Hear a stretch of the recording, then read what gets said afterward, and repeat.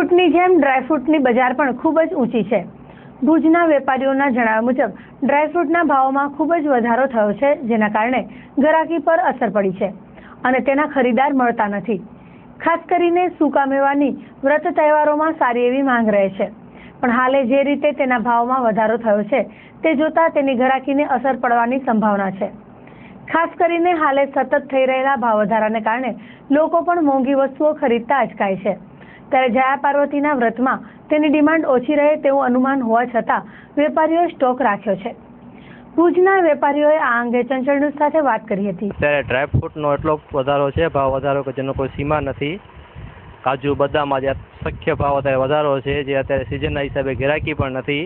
અત્યારે પાછા તહેવારો આવે છે જેની કોઈ સીમા નથી કે અત્યારે એટલો ડ્રાયફ્રૂટનો વધારો છે, ભાવ વધારો। રમઝાન મહિનો ગયો છે છતાં પણ ડ્રાયફ્રૂટ નહીવત જોયો છે અને આજે પણ હવે જયા પાર્વતી જાગરણ છે, શ્રાવણ મહિનો ચાલુ થાય છે છતાં પણ હજી ડ્રાયફ્રૂટની ગિરાકી નીકળે જે ભાવ વધારાના હિસાબે કોઈ ગિરાકી મળતી જ નથી।